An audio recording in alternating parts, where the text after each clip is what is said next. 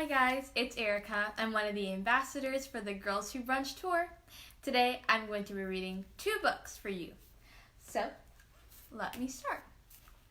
Our first book is The True Story of the 3 Little Pigs.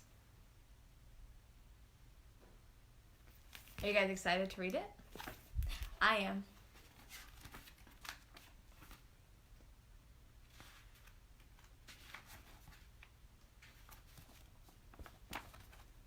Everybody knows the story of the 3 little pigs, or at least they think they do. But I'll let you in on a little secret. Nobody knows the real story because nobody has ever heard my side of the story.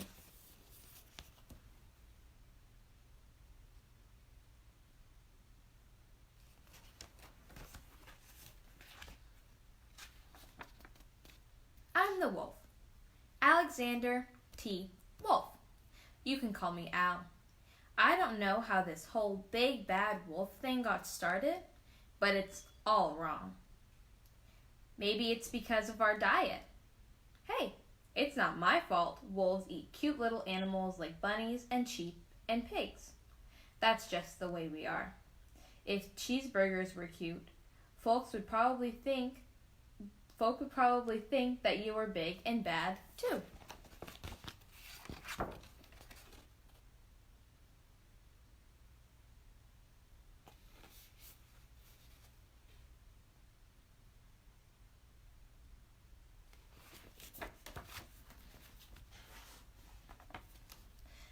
But, like I was saying, the whole big bad wolf thing is all wrong.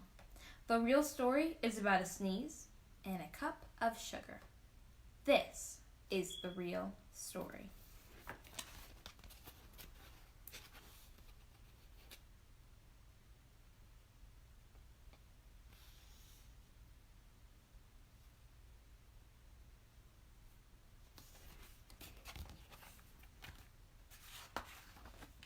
Way back in Once Upon a Time, I was making a birthday cake for my dear old granny. I had a terrible sneezing cold, and I ran out of sugar.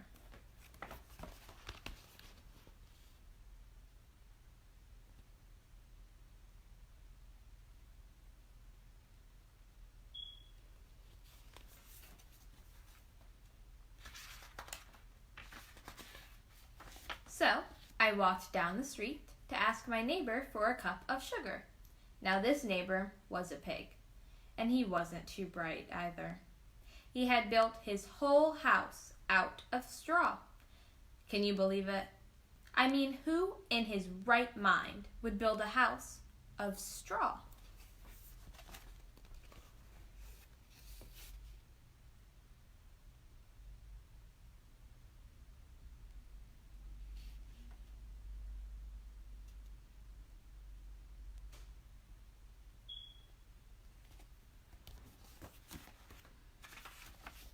So, of course, the minute I knocked on the door, it fell right in. I didn't want to just walk into someone else's house. So I called, little pig, are you in? No answer. I was just about to go home without the cup of sugar for my dear old granny's birthday cake. That's when my nose started to itch. I felt a sneeze coming on. Well, I huffed and I snuffed.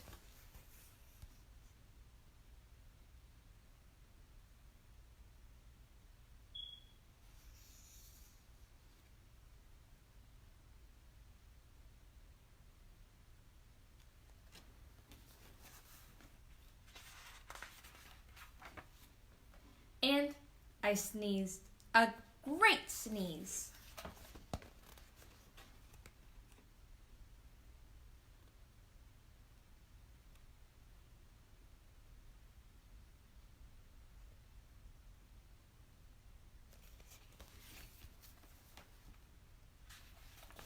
And you know what? That whole darn straw house fell down. And right in the middle of the pile of straw was the first little pig, dead as a doornail. He had been home the whole time. It seemed like a shame to leave a perfectly good ham dinner lying there in the straw, so I ate it up. Think of it as a big cheeseburger just lying there.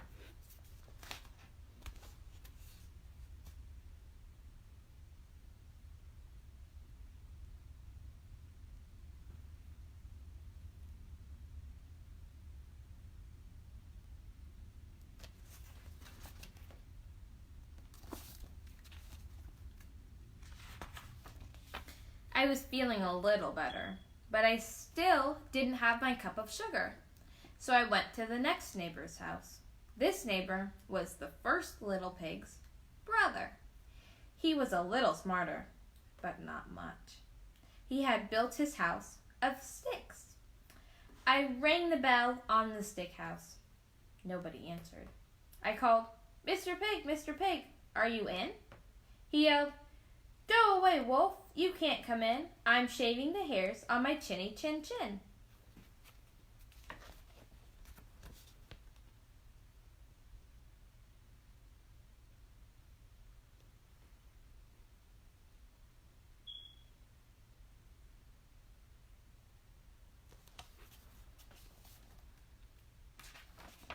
I had just grabbed the doorknob when I felt another sneeze coming on. I huffed and I snuffed, and I tried to cover my mouth, but I sneezed a great sneeze. And you're not going to believe it, but this guy's house fell down just like his brother's. When the dust cleared, there was the second little pig, dead as a doornail. Wolf's honor.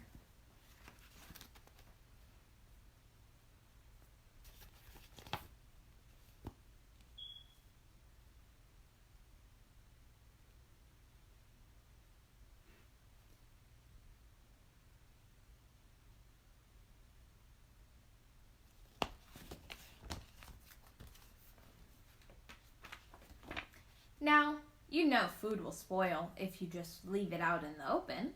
So I did the only thing there was to do. I had dinner. Again. Think of it as a second helping. I was getting awfully full. But my cold was feeling a little better. And I still didn't have that cup of sugar for my dear old granny's birthday cake. So I went to the next house. This guy was the first and second little pig's brother. He must have been the brains of the family. He had built his house of bricks. I knocked on the brick house. No answer. I called, "Mr. Pig, Mr. Pig, are you in?" And do you know what rude little porker answered? "Get out of here, Wolf. Don't bother me again."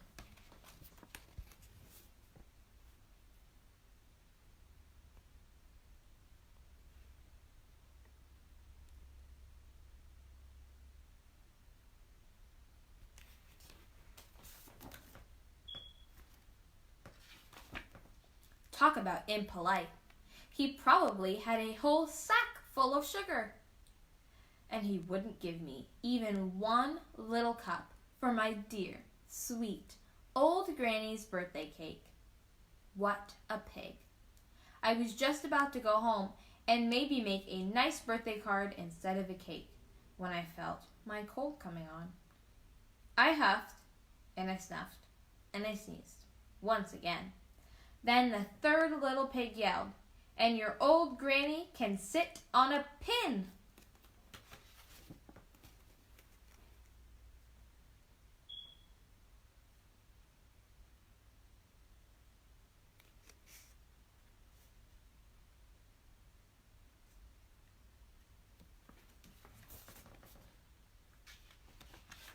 Now, I'm usually a pretty calm fellow, but when somebody talks about my granny like that, I go a little crazy.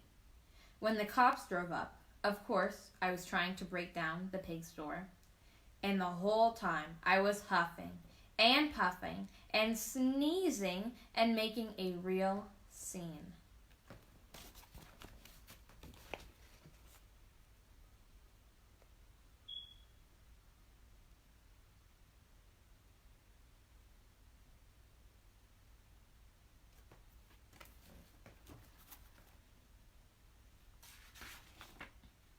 The rest, as they say, is history.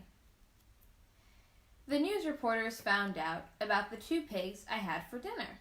They figured a sick guy going to borrow a cup of sugar didn't sound very exciting. So they jazzed up the story with all of that huff and puff and blow your house down. And they made me the big bad wolf. That's it. That's the real story. I was framed.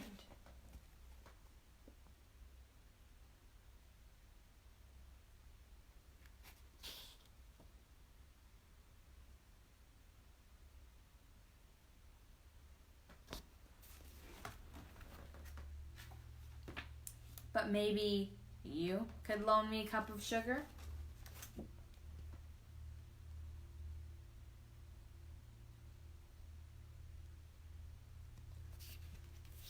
The end.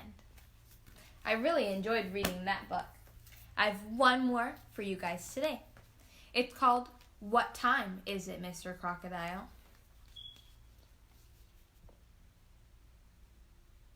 Do you think crocodiles can tell time? I don't think so.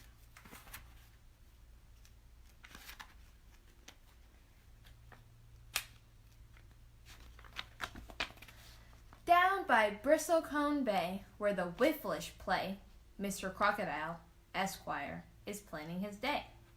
Things to do tomorrow.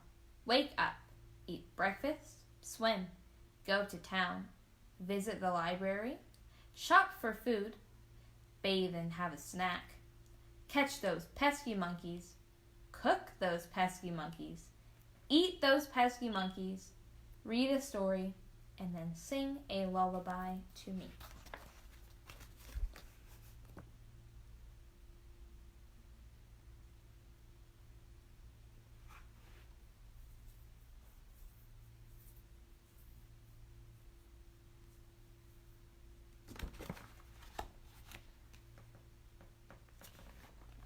What time is it, Mr. Crocodile? Time to wiggle my toes. Time to put on my clothes. Time to brush every tooth till it sparkles and glows.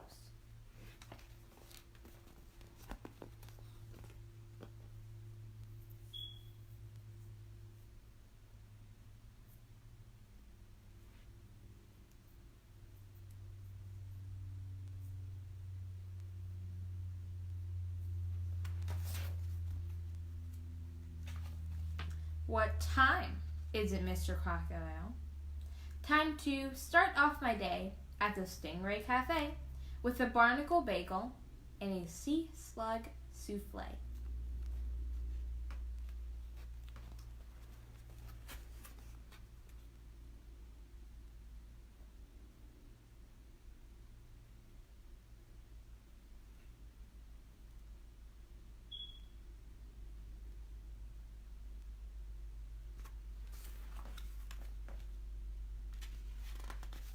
What time is it, Mr. Crocodile? Time to plunge in the bay. Time to splash. Time to play. Time to practice my crocodile water ballet.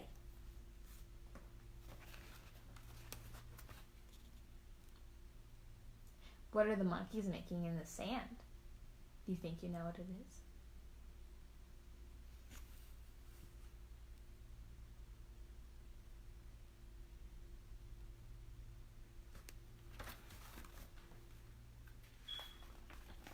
What time is it, Mr. Crocodile? Time to roll into town. Time to twirl round and round. Time to skate right side up, or yikes, upside down.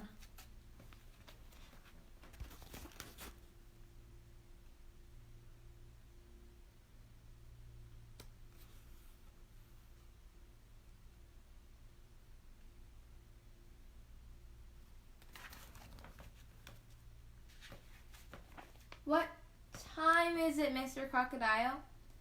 Time to take a quick look for a recipe book. Hurry up, hurry up. I've got monkeys to cook.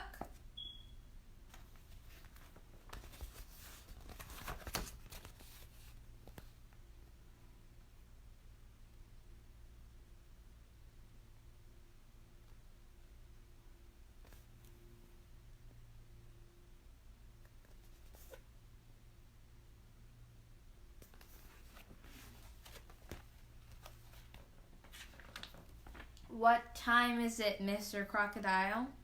Time to shop where it's smart, at the Crocodile Mart. How did all these bananas get into my cart?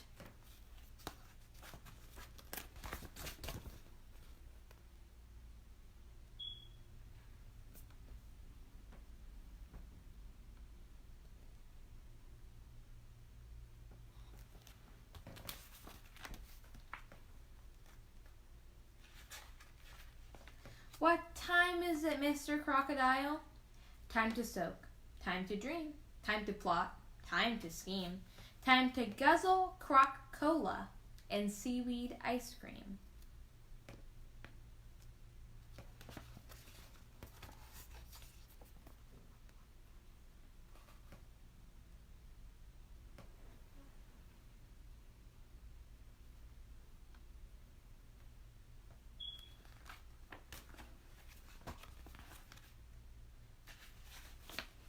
What time is it, Mr. Crocodile? Time to capture my meal as I sit at the wheel of my marvelous monkey collecting mobile.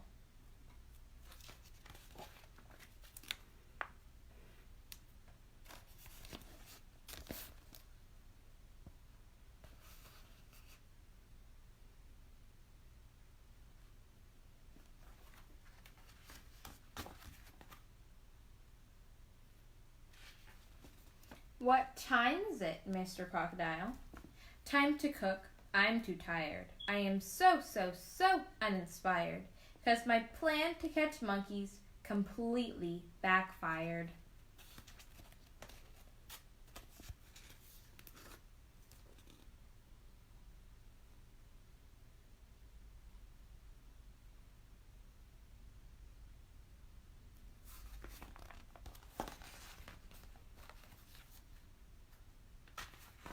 What time is it, Mr. Crocodile?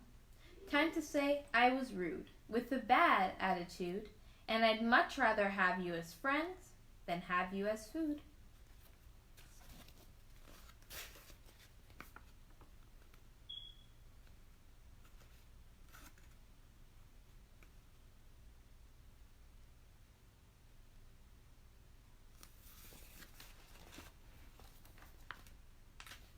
What time is it, Mr. Crocodile? Time to read about Fred, who bumped his poor head, and the 5 little monkeys that bounced on his bed.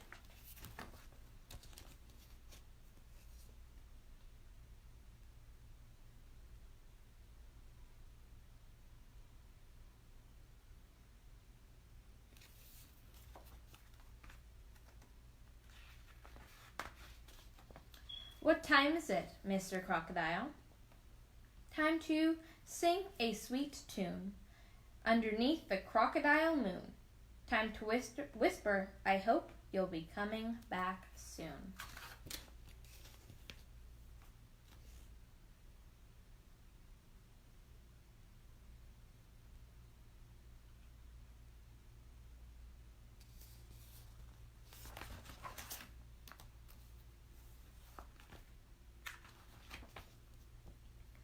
Down by the Bristlecone Bay, where the Whifflish play, Mr. Crocodile, Esquire, is planning his day. Things to do tomorrow. Wake up, eat breakfast, teach monkeys to swim, go to town, visit the library, get some good monkey stories, shop for food, lots of bananas, have a bath and a snack, play catch with those nice monkeys, cook for those nice monkeys, and eat with those nice monkeys. Read a story, no bouncing on the bed this time, and sing a lullaby together.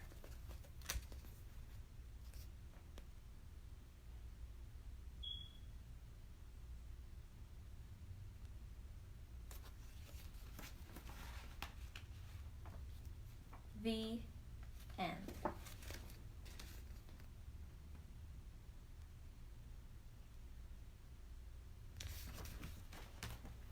I had so much fun reading with you guys today, and I hope you liked the stories. in case you want to read them again, our first story was the true story of the 3 little pigs.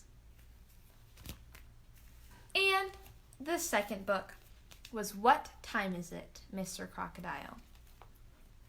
If you guys want to do something fun, you can hang out with your families, or you can go on a walk. You can learn to hula hoop or jump rope or do anything fun. I hope you guys have a great time and that you're staying safe. I hope I can read to you guys again soon. Bye!